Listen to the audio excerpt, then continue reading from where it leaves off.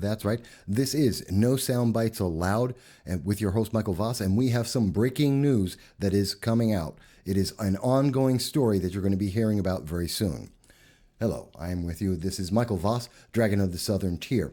And many people may be familiar. We normally do long-form political commentary here.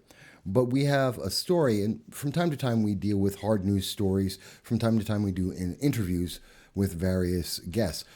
Today we're coming with you with some breaking news. There is information that has come to me, and we have been able to verify this. And so this is verified information, and I believe that if the major news media carries this, you're going to see a major controversy. This will probably be national news about Binghamton University. And it is not positive news. I know President Harvey Sanger of Binghamton University probably thinks it's a great idea. I doubt the rest of the community, I doubt the rest of the nation is going to agree with him on this. So let me explain what we're talking about here. So let me start off, first of all, with a little bit of background here so you understand exactly what we're dealing with. In the New York State SUNY system, the State University of New York and all of the different colleges, they have a mission statement when it comes to race, and in particular, anti-racism. And that statement, as you can see here from the diversity page of the State University of New York, it says in here, the SUNY student body is sewn from the threads of our nation's diverse quilt, where the views of all students across the educational spectrum are sought out and given voice. I want to be very clear about this. Their anti-racism message starts off with, we are a diverse nation and all students across the entire spectrum are able to have a voice. That means if you are a conservative, a Republican, a libertarian, you're with the Green Party, the progressive, socialist, everybody is welcome. Everyone gets to have a voice. That is the message that they put on paper. Now comes the reality that we're seeing. We have just seen, it was just announced tonight, that Binghamton University has just hired Karen A. Jones, who is a diversity training individual. She's academic, and she has had some actually private practice work as well, dealing with diversity training.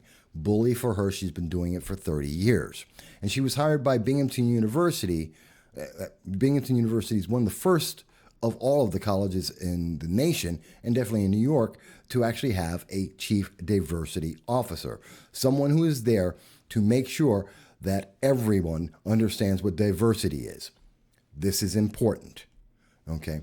Now, her message, and this is not the scandal, but you have to understand this to understand the scandal that we're going to be addressing here. Her job with the diversity training is she is going to be working in the community with partners with some of the community-based organizations. She wants to work diversity with diversity organizations. You know what that means? She's working with PLOT, with Black Lives Matters. She's working with essentially Antifa Light, which is the Progressive Leaders of Tomorrow. She's going to be working with these groups and the other members of the far left to teach children and to teach students at the university how to be identity, gender, positive individuals, basically Democrats with a progressive lean. That is her mission. That is her job, to make sure that you are aware that your students, that your taxpayer dollars is being used to teach children about gender politics. That's her job. And when she says in here that she knows the position is one of the limelight because people don't agree with it, but that her role is not to focus on her. She's going to, it's what I am doing to help position the institution, the university, to be viewed as an institution that comes to value diversity and well respected for continuing work to address diversity. Nothing is broken here, and this is the big one. Nothing is broken here, but how do we mend and further position the work that is being done? Hang on, let's stop right there. And I am not a college professor, never claimed to be. I am not an academic. So Karen Jones, I'm sure she is a very educated woman. I have no doubt on that whatsoever. But she said something that just strikes me here, okay? And I want to be very clear about it. What is Karen saying? She says, nothing is broken. But how do we mend and further position the work, the gender identity politics work that is being done? I have a problem here automatically. If there is no problem, what are you trying to fix?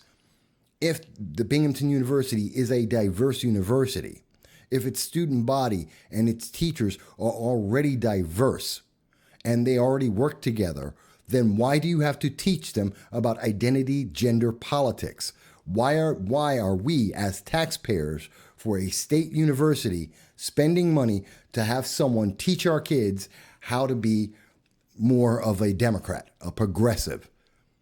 That doesn't make sense. Why are we going to pay them to work with groups like Black Lives Matters and Progressive Leaders of Tomorrow and other forms of far radical left groups on something that isn't a problem?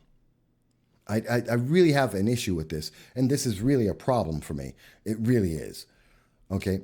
But again, she is an educated woman. I'm not saying that she isn't doing her job. I think her job is just useless. I don't think you need a chief diversity officer or vice president of diversity. I don't think that's necessary.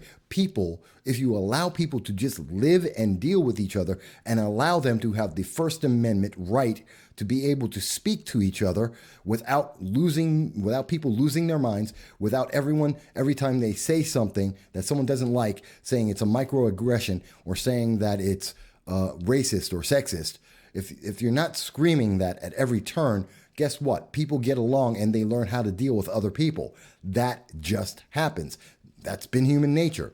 But here's where the problem comes. Okay, and this is where the controversy is going to be coming from. I know it took a moment to get here. I do long form conversations. So we know that the state university system is looking to have diversity of all students. We know that Karen Jones is looking to work with groups that are not diverse, that have a specific agenda. Black Lives Matters is a specific targeted agenda, and that's who they're working with. And I know this is true because Binghamton University just announced that they are going to have a project where they are forcing the freshman class of 2020 to be part of the gender identity politics. They are forcing the students that if they go to Binghamton University, you must become part of the gender identity politics movement. And I will explain that. Now, this is not the first time that Binghamton University has looked at its students and said, you are not progressive enough. You need to be trained. You need to be taught. Matter of fact, there was a story back in August of 2016, 4 years ago, almost, where we saw that the seeds of racial tensions were planted at Binghamton University, as I mentioned in my article at the Voss Political Commentary, and it was because of the program #StopWhitePeople 2016.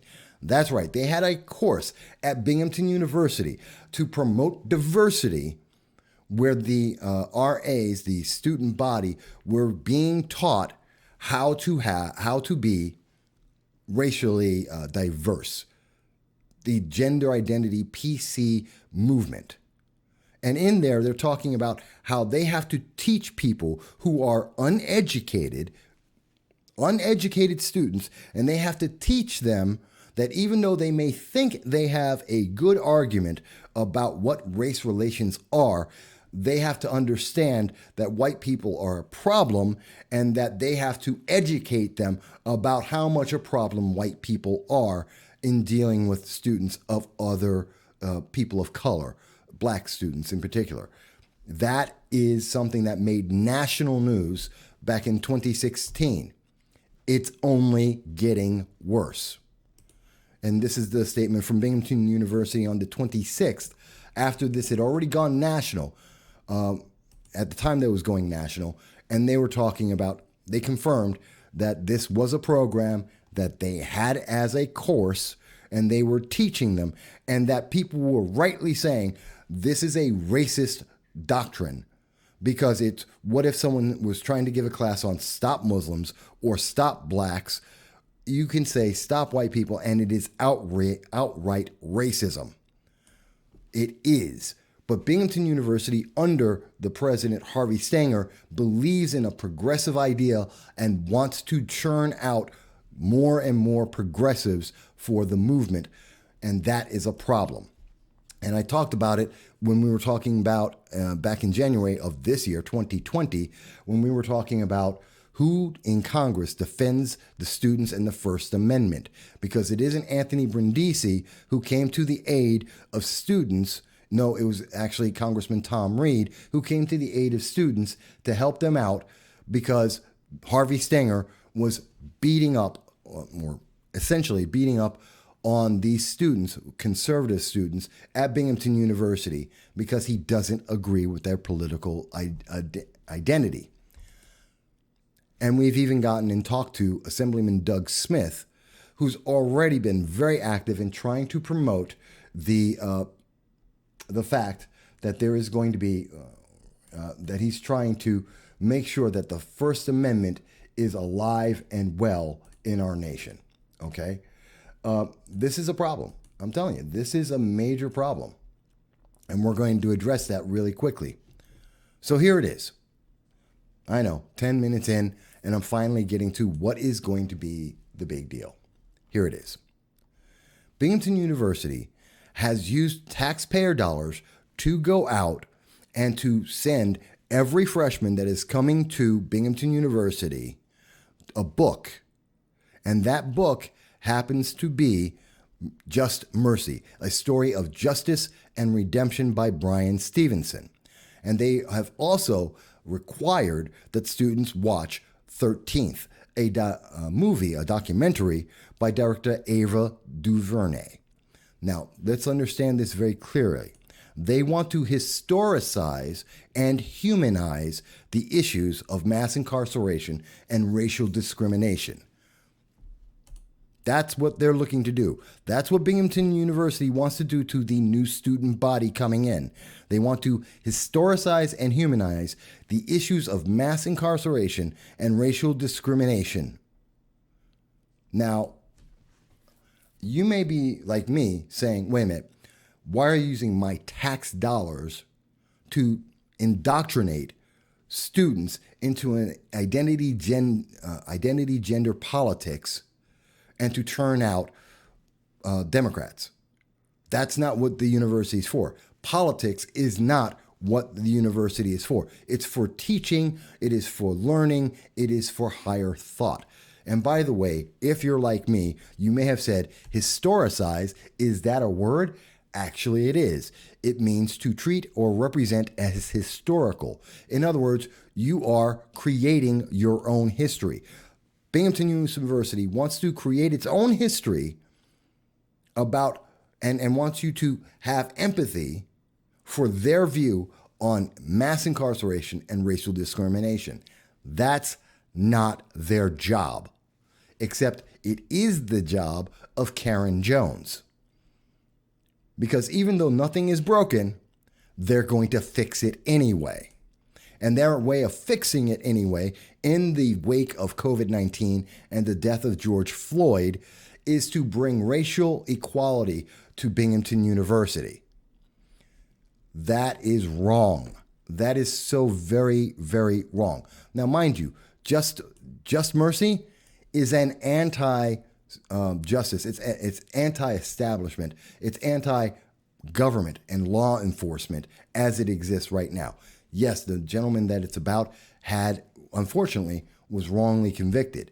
Does that mean the entire system has to be thrown out and we have to have a new system, which is about social justice? You know, like what we have here in New York, where we have no bail, which has helped to increase the number of shootings by 276%.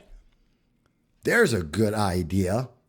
Crime is up because we release people. They're not being held on bail. They are released back into the community and they recommit. In fact, Governor Cuomo on Friday, July 17th, admitted that 13% of the people who have been released with no bail have gone out and recommitted crimes immediately. But that's social justice. It's not about what's right. It's about what looks right in the name of looking racial, having the image of racial equality. And this is discriminatory.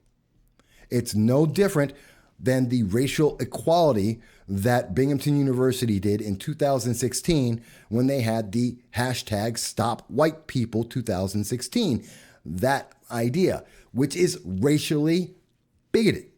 That is a bigoted idea. And they are indoctrinating these students with your tax dollars to remain and to be indoctrinated into this identity and gender politics mentality, to become progressives. That is their goal.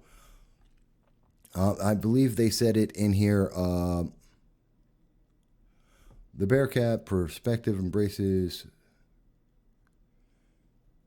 where is it? I can't find it at the moment. But one of the things that they're saying in there is this is their goal, is to make sure that people are, even though, again, Karen Jones herself says there is nothing broken at Binghamton University, but they are fixing it anyway. They are fixing these kids because they are historicizing, they are creating history and creating a mentality for these students to be indoctrinated into as they go through Binghamton University. Because Binghamton University does not like conservatives. They do not like anyone who is anything but a card-carrying member of the Progressive Party. And I want you to understand what kind of wonderful students that this system provides. What do you get when you have that diversity training, when you work with groups like Black Lives Matters and Plot? Well, you get a local activist group that abandons University of Albany students when they have to take a plea deal. This is in June of 2016. It was right before Binghamton University decided to have hashtag Stop White People as a course. And what happened is that there was a court case. A bunch of students went out and they made up a racially motivated attack. They made this claim that they were attacked on a bus and that it was about race. And the whole thing was a lie. And the organization that was pushing this and made a big deal of it was Black Lives Matters at the rally on University of Albany campus. They pushed this false narrative saying that there was a racial attack when it did not exist. And these girls went to court and they were found to be guilty. And that's why she took the plea deal, because she was wrong. And what did Black Lives Matters in in Albany do at the University of Albany? They continued to push the story. The story was false and they pushed it anyway. And by the way, who was the person who was doing that? Who was the one who was pushing the story and in charge of the Black Lives Matters in Albany in 2016?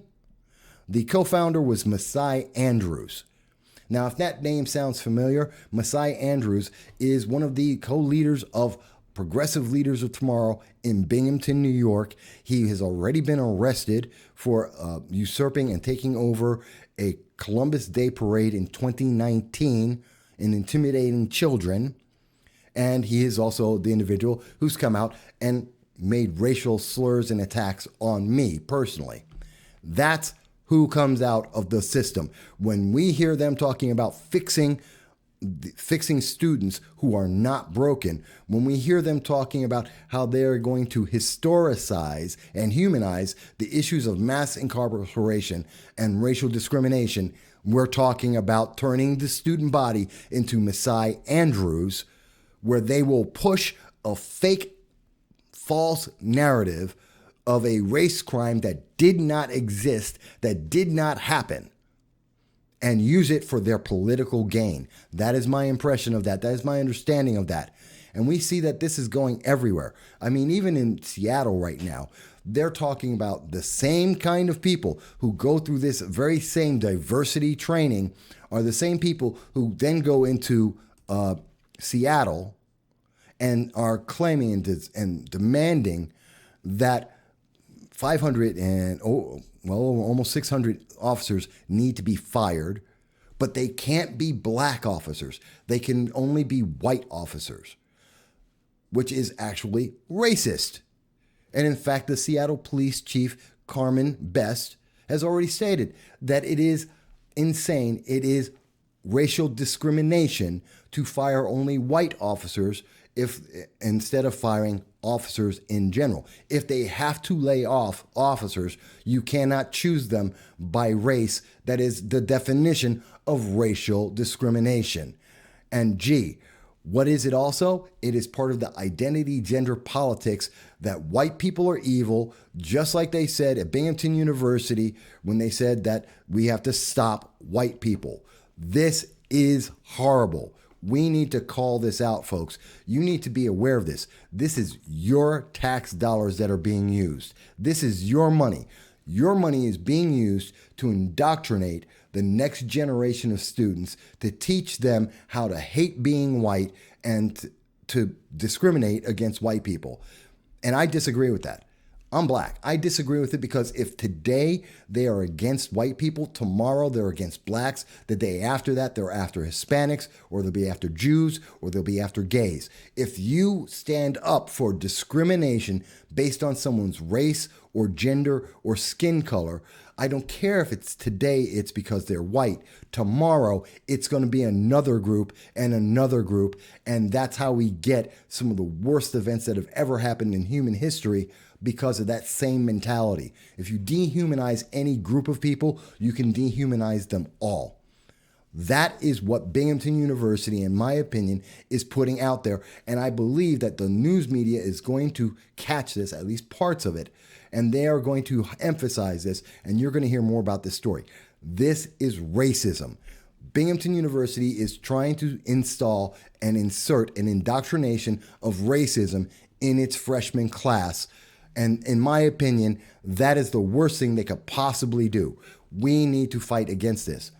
I said this was going to be relatively short. I'm going to stop it here. There is more news coming on this. I expect to see national news on this very, very soon. So keep an eye out for this. And folks, speak up. If you agree with it, let Harvey Stenger of Binghamton University know that.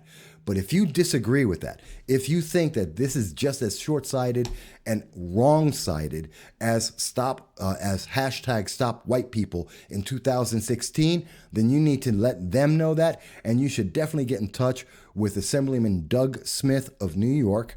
He's the Assemblyman of the 5th District, and he is in charge of the committee dealing with free speech and the funding of colleges in New York State. And let him know this is unacceptable.